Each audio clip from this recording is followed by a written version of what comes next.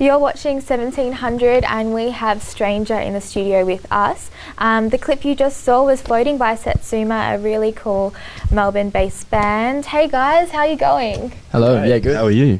Yeah, I'm fantastic. Those are awesome performances, boys. Thanks very much. Thanks, I did heaps. Yeah, no, it's. I guess, well, the first question is because that's pretty much the first time you've done those songs acoustically, I guess, right? Yeah, it is. We sort of, it was very last minute. Sort of like got home from work today, like pretty early. Spent like a few hours like pounding over it, like trying to get it proper tight. But like, it sounds really good. Like, Yeah, no, I'm really happy with how it turns out. Awesome. Yeah. It translates super well. I guess that also leads into how long have you been working together? Like, Tom sent me a bunch of songs about a year ago now, February, and he said, hey, let's do these together. And I said, yeah, I'd love to. Those are 6 songs. Yeah, I sort of came off like the back of a band that sort of broke up, and then so I was writing just heaps and heaps of demos myself, sort of in like a more like rockier, higher standard tuning, and like as well as just like sending them out to people. I got my brother, like he was super keen to start in from the start, and then obviously I just see him at a party, and every time we just be like, let's start a band. Yeah. So from then on, like we just jammed for a while. It was just us three for a bit, and then Lane, who's not here, like Yes. I've known him from a long time, like from previous bands and all that, and then just demoed it all out, practiced a fair bit, and then pretty much this is where we are now. Awesome.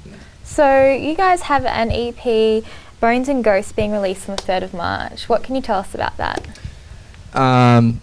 Yeah, so we recorded it all ourselves, which is like something that I've always wanted to do personally, like do everything DIY, which is because some places have in the past have really cost me a big dime. But yeah, but with the EP itself, it's because I've been writing it for over a year, and then so I find that a lot of the songs sound different. I think people will find that there's like a lot lighter songs compared to what you've heard in the acoustic, and then a lot darker songs maybe towards the end. So I'm excited for a lot of people to see it.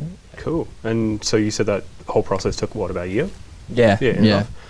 What, I guess, is actually one of my favorite questions to ask people who are doing it like themselves and like learning while doing is kind of what was the biggest lesson you took away from it?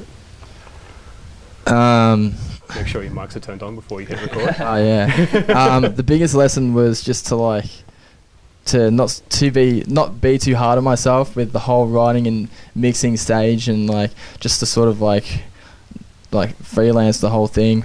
But it's pretty much the biggest lesson I learned. Yeah. Yeah, that's cool.